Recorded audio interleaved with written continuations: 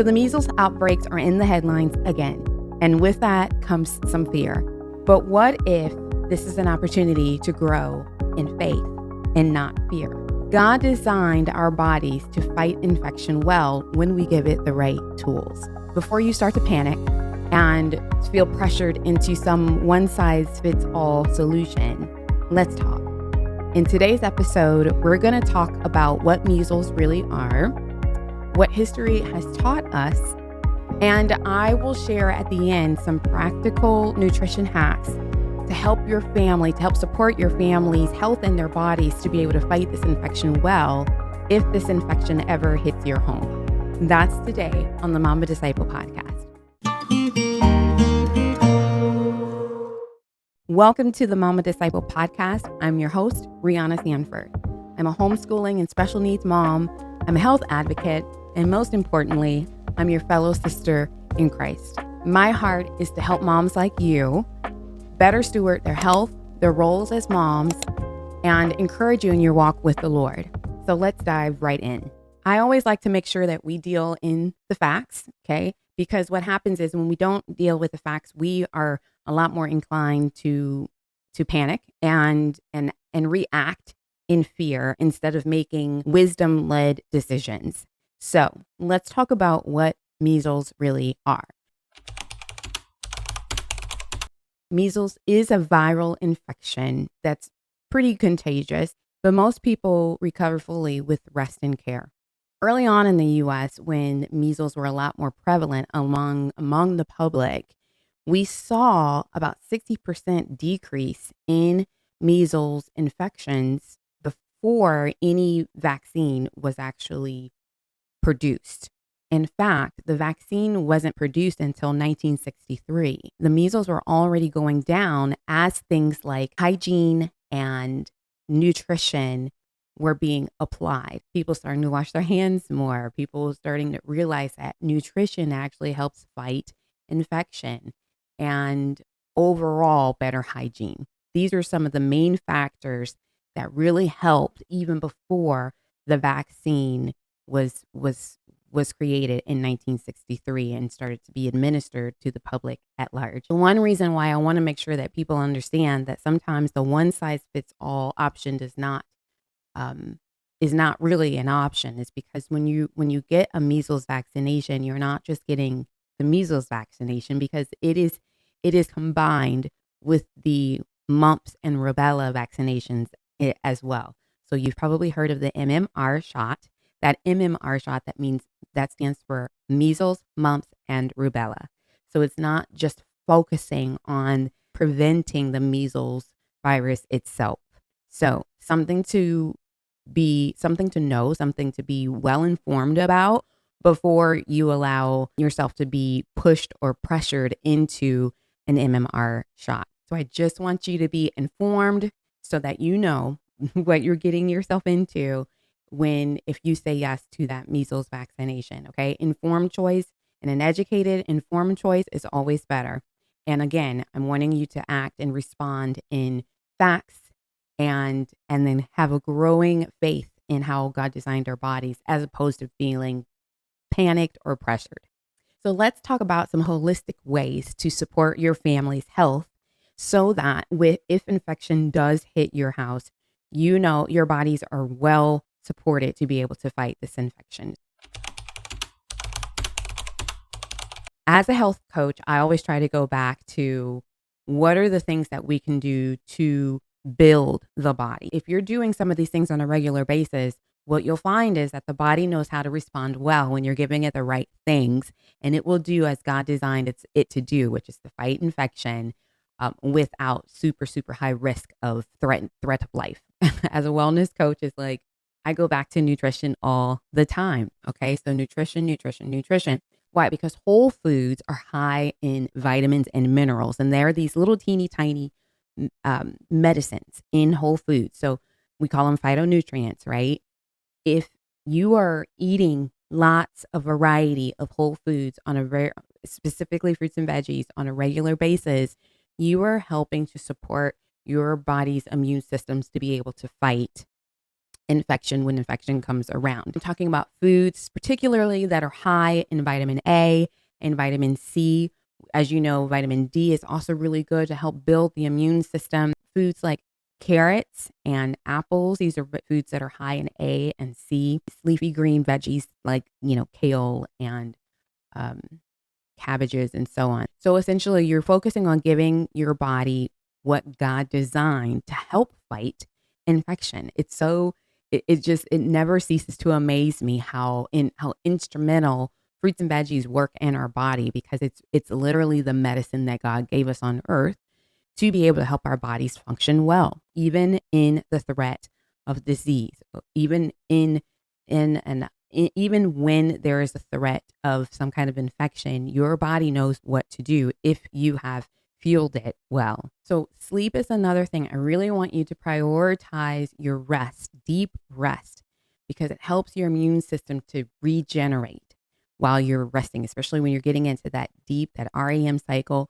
That's a great prime time for your body to regenerate. But if you're not getting to that seventh and eighth hour of rest, a lot of times you're cutting away your body's ability to really be able to fight disease the way that God designed it to. Hydration is another thing. When you hydrate well, you are keeping the body flushed out. Okay, you're helping to flush out toxins, and when your body has a huge toxic load, it is harder to fight infection. And actually, the more toxins in your body, the easier it is to get sick. So when you drink a lot of good water, you're helping to flush those toxins out of your body and keep your body functioning well. Okay, so if you know that your lifestyle is a lifestyle that does not allow you to be able to eat well on a regular basis, I highly recommend that you find some kind of whole food supplement to bridge the gap from what you do eat to more of what you should be eating on a normal basis in an easy to consume way. So whether that's in a powder, you guys know I love a product called Juice Plus that allows us to get up to 30 raw fruits and veggies on a daily basis easily by swallowing a capsule, drinking this drink, or eating a chewable. I will always leave information and my email address in the show notes. If that's something that you want to get more information about, please don't hesitate to email me. I will be so happy to share that information with you. It has been such a game changer in my family's health. Elderberry is another really great supplement to have on hand. Zinc, vitamin D, if you're not someone that can get a lot of good sunlight on a regular basis. I have a nutrition drink that we love to make smoothies with that is high in vitamin D. So that's one of the ways that I get my vitamin D on a regular basis. So these are ways to supplement your nutrition if you know you don't have a lifestyle where you can easily get a lot of good nutrients in on a regular basis. The last thing that I want to mention is gut health. So gut health is something that we're probably hearing a lot more about, okay, as time goes on, because it is extremely important. There's so many things that are happening in your gut from hormone production, but 75% of your immune system is actually in your gut. Okay. So you really want to make sure that you're taking care of your gut, and that if whether you're taking some kind of probiotic or you're eating fermented foods to really help support your gut, avoid regular consumption of sugary processed foods if you can, because those are enemies to your gut. Okay. What if you do get sick? What if your child does come down with a measles infection? What do you do?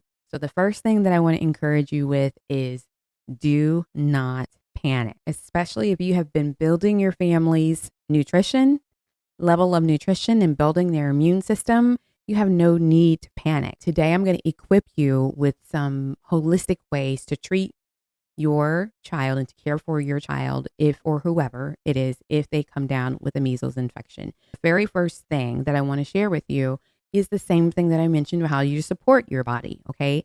Eat foods high in vitamin A and vitamin C. These are foods that are really good for the immune system and will help boost your immune system to help fight that infection. So some ideas, some things that you can do is you can juice things like carrots and apples. You can make smoothies full of things like spinach and and kale and mangoes, things that are high in vitamin C and A. Remember to drink lots and lots of water. Like I said, hydrotherapy, okay? This is thought of as hydrotherapy. You want to be able to flush your body and help your body to recoup as whenever the body is fighting an infection, it needs more and more water. It goes through, it gets dehydrated really, really fast. And so hydration is going to be really important during that time. And then rest. Yes, you would have a fever because that's what the body does to kind of help fight against the infection in the body. It's not a death sentence if your child has a fever, okay? Let the body do what God designed the body to do. So give them lots of good things to eat, let them rest, give them lots of water, and just be there for them. So another thing that you can do is go to homeopathic remedies. There are some homeopathic remedies that I prefer to use in the occasion that someone is sick or not feeling well. Some things to keep on hand in your medicine cabinet, okay, is something called belladonna. Belladonna is great when there's a high fever. It helps to bring that fever down naturally, but without suppressing the disease, the dis-ease or the infection that the body is trying to fight. Another one, sometimes with the measles infection, there is an eye infection, like pink eye or something like that. So if that's the case, then you can use something called euphrasia, and that is to treat some kind of eye infection that kind of comes along with the measles outbreaks or the measles infection sometimes. Another one is called aconite. So aconite is a great homeopathic remedy that just always keeps on hand. It's to always keep on hand. It just helps the body's natural ability to heal. It kind of alerts the body, okay, we got to work the way that God designed to work and get things moving get your immune system kind of going in the right direction, okay?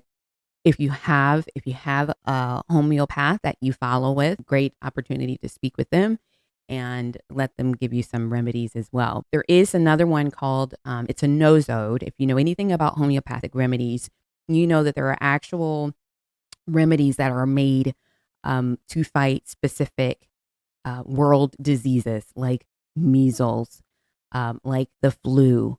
And so so the one for measles, it's actually called morbillinum. Morbillinum in a 200 dose. The others that I mentioned, belladonna 30, aconite 30, euphrasia 30. Those are the main ones that you can look into for homeopathic remedies. Let's end with some biblical perspective, okay?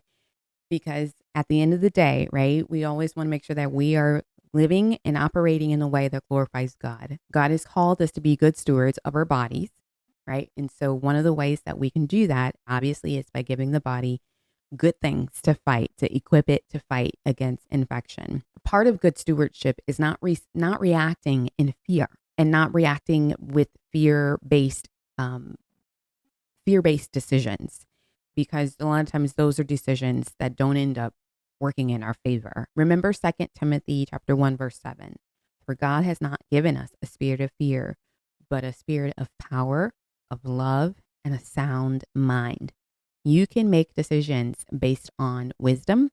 You can make decisions based on your faith in God and your faith in how He created our bodies to function.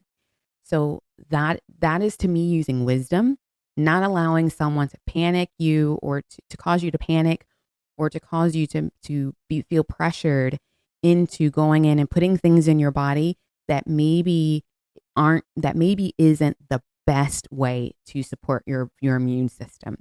Trust the body that God created, not the headlines. Take the opportunities that come your way to grow in faith and not in fear. So I hope that this conversation gave you both some clarity and some confidence that you have some great tools to be able to use in the event that a measles outbreak hits your door, okay? Or that you find yourself in an area where there has been an outbreak. You are not powerless. And as moms, we can respond in faith, not fear, building strong and healthy families from the inside out. And remember that you are an example Okay. You're an example. Your children are watching you. They're watching how you respond. You can choose, right, to respond in faith or in fear. So whether it's measles or any other challenge, keep that in mind that your job is to be a good steward, right? It's to be a good steward and to rely and lean on God to give you the grace to know what to do, to give you the wisdom to know how to respond. So leave a comment if this was encouraging to you. And don't forget to like this video. And like I said, share this with the mama that you know could use some encouragement, that you feel like there's some useful information here to share with another mama. And always remember, you can email me at letschat@rihannasanford.com. And as always, thanks for tuning in. Keep in mind that holy stewardship is about managing well what belongs to God so that He can bless others through your obedience. Bye for now.